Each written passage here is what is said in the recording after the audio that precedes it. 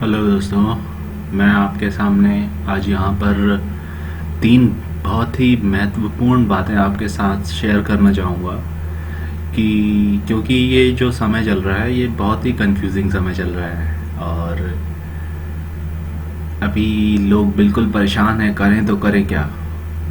तो इसके लिए मैं आपके लिए तीन गोल्डन ऐसी टिप्स लाया हूँ जो शायद आपको आगे बहुत हेल्प करेंगी और आपको आपका समय बचाएंगी। तो अभी जैसा कि हमें पता है स्कोर कार्ड आ चुका है, तो अभी हमें उसके हिसाब से अपने आप को जज करना है, अपने आप का एनालिसिस करना है। तो सबसे पहले हमें देखना है कि हम जो है ये कट ऑफ्स के पीछे ना भागें। हम देख रहे हैं, हम जैसे ही इंटरनेट खोलते हैं सबसे पहले यूट्यूब में हम देखते हैं कि कट ऑफ क्या होगा क्या होगा। बहुत ज़्यादा हमारे कन्फ्यूजन रहती है, हमें लगता है कि बस कोई ऐसा वीडियो दिख जाए जो हमारे हिसाब से हमें कट ऑफ बताए। पर विश्वास मानिए, इन सब का कोई भी फ़ायदा नहीं होता है, बस केवल आपका समय ही ख़राब होगा। और अगर आपको ये जानना ही है कि ये जब जितने भी वीडियोस डलते हैं यूट्यूब में, इन सब की सच्चाई क्या होती है, तो आप एक काम कीजिए, आप अपने यूट्यूब में ये ज़रूर देखिएगा एक्सपेक्टेड कट ऑफ MPPSC 2018। आप उठा के देख लीजिएगा कि कैसे बकवास बकवास वीडियोस डले हुए हैं। बस कुछ नहीं, पिछले एक्सपीरियंस के हिसाब से अपना कुछ भी बता देते हैं। उनको कोई फ़र्क नहीं पड़ता कौन क्या देखेगा, पता नहीं सामने देखने वाले पे क्या असर पड़ेगा। इनको कोई फ़र्क नहीं पड़ता, बस वीडियो बना देना है और कुछ नहीं। कई वीडियोस पे देखा तो वो बोल रहे थे 178 कट ऑफ जाएगा, 156 कट ऑफ जाएगा, 160 कट ऑफ जाएगा। बस ऐसे ही ऐसे कट ऑफ डाले हुए हैं, लेकिन हुआ क्या 2018 में 138। सो इस सब में आप अपना टाइम वेस्ट ना करें।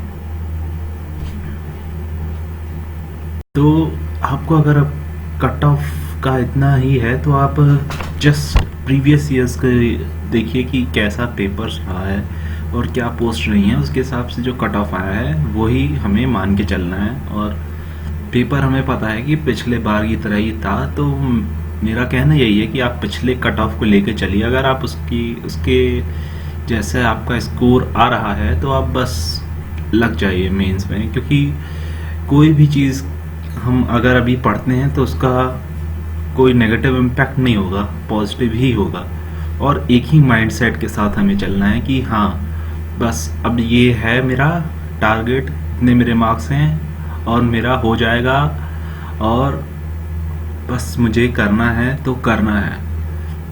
क्योंकि अगर हम आगे और दूसरे वीडियोस को देखेंगे, उसमें कट ऑफ अगर मान लीजिए आपके 70 आ रहे हैं या आपके 66 आ रहे हैं या फिर 68 आ रहे हैं और सामने वाले ने 69 भी बता दिया, तो आप पढ़ना छोड़ देंगे, आप ढिलाई में आन लेंगे। इससे अच्छा आप अपना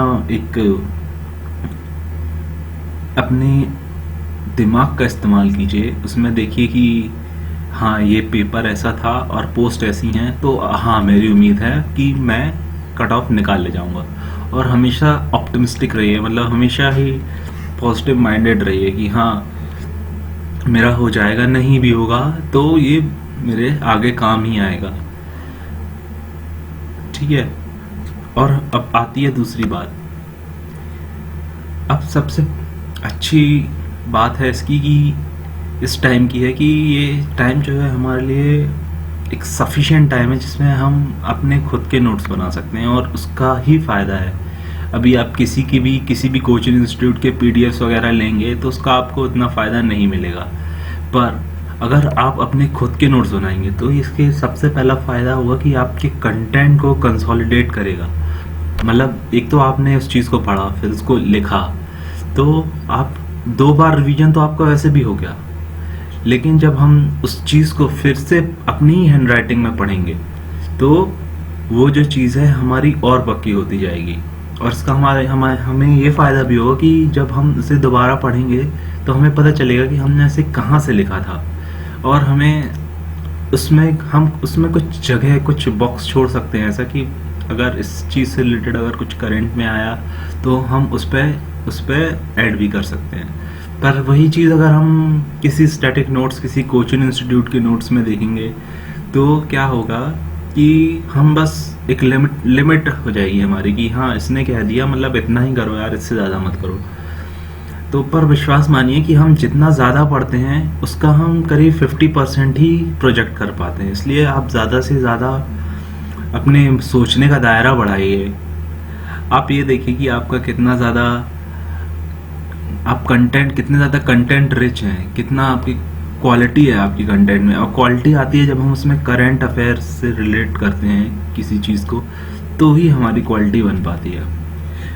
इसलिए ज़रूरी है कि हम खुद के नोट्स बनाएं, खुद की दिमाग के इस्तेमाल करके बनाएं, क्योंकि अगर हम कोचिंग का लेंगे भी तो आपके अलावा बहुत सारे लोग पढ़ रहे हैं, वही का वही लिखा जाएगा। इसलिए आपका आउट ऑफ द बॉक्स कोई आंसर नहीं बन पाएगा। इसलिए मेरा रिकमेंडेशन होगा कि आप इस टाइम को पूरे फ्रूटफुली इस्तेमाल कीजिए, अपना नोट्स बनाइए, खुद के नोट्स बनाइए। और नेक्स्ट बात आती है आंसर राइटिंग की, कि कभी अभी हमारे साथ क्या हो रहा है कि हम बस कोशिश कर रहे हैं कि हमारा सिलेबस पूरा हो जाए, लेकिन कभी भी ऐसा हो नहीं सकता।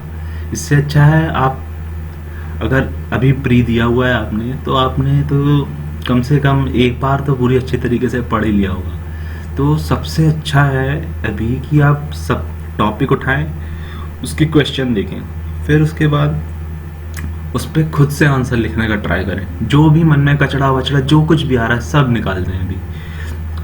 फिर उसके बाद उसको चेक करें, खुद से उसको रिफाइन करें, देखें कि आप अपने आप से देखें कि यार मेरी राइटिंग सही नहीं आ रही है, या अभी ये सब टाइम है कि हम ये सब, जैसे राइटिंग का शो हो गया और हमारी जो कभी कभी लाइन टेढ़ी जाती है, अभी हम इन सब चीज़ों को, अभी ये ओवरऑल चीज़ों को हम कवर कर सकते हैं। हम भले ही अभी कंटेंट पे अपना हमारा ध्यान नहीं जा पा रहा है रिजल्ट की वजह से, पर अभी हम इन सब चीज़ों पे तो ध्यान दे ही सकते हैं ना।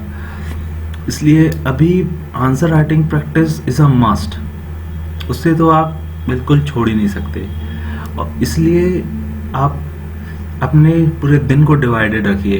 पहले दिन में एक अपना बहुत ही इम्पोर्टेंट सब्जेक्ट उठाना है जो आपको लगता है कि इसमें मैं कमज़ोर हूँ, या फिर मुझे एक रणनीति के साथ चलना है, हिस्ट्री, ज्योग्राफी, पॉलिटी, इकोनॉमिक्स, कुछ नहीं तो अभी एक अपना माइंड फ्रेम, एक टाइम फ्रेम के साथ बिल्कुल सेट कर लीजिए और कम से कम 2 सब्जेक्ट डेली लेके चलिए। इससे क्या होगा कि आप कभी बोर नहीं होंगे। जैसे पहले हाफ में अगर आप हिस्ट्री लेके चल रहे हैं तो सेकेंड हाफ में आपको क्या लेके चलना है, मान लीजिए पॉलिटी ही लेके चल रहे हैं। हिस्ट्री और पॉलिटी को मिक्स हम करेंगे तो हमें समझ में आएगा कि पहले क्या होता था और अभी क्या चल रहा है। Polity is all about what is going right now, क्योंकि पॉलिटी के बगैर तो कोई भी, मुझे नहीं लगता कि पीएससी का कोई एग्ज़ाम हम दे सकते हैं। पॉलिटी बहुत इम्पॉर्टेंट है।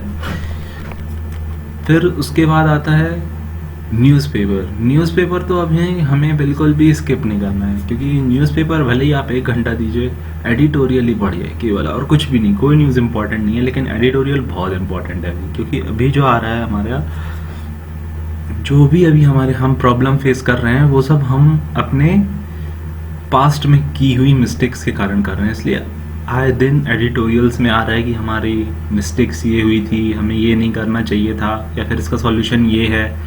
तो इसलिए न्यूज़पेपर्स तो अभी आपको बिल्कुल कंटिन्यू रखना चाहिए, आपको देना चाहिए टाइम, सफिशिएंट टाइम देना चाहिए उसे तो बिल्कुल इग्नोर नहीं करना चाहिए। और जब हम आंसर लिखते हैं तो हमारा कहीं ना कहीं वो आ ही जाता है, क्योंकि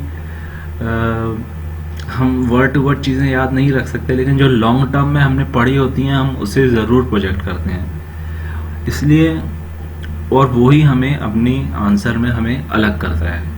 इसलिए न्यूज़पेपर को तो आप बिल्कुल भी इग्नोर ना करें, ये आपको न्यू कंटेंट देगा, आपके आंसर को एनरिच करेगा और सब लोगों से अलग खड़ा करेगा। और फाइनली मैं आपसे एक बात कहना चाहता हूँ कि आप बिल्कुल भी चिंता ना करिए कट ऑफ वगैरह की, जो भी होगा अच्छा ही होगा। हमेशा पॉजिटिव रहें और मेरी इन 3 टिप्स को आप फॉलो करें अभी के टाइम पे, तो आप बहुत अच्छे से ये टाइम निकाल ले जाएंगे और आपको बहुत फ़ायदा होगा इससे। Thank you.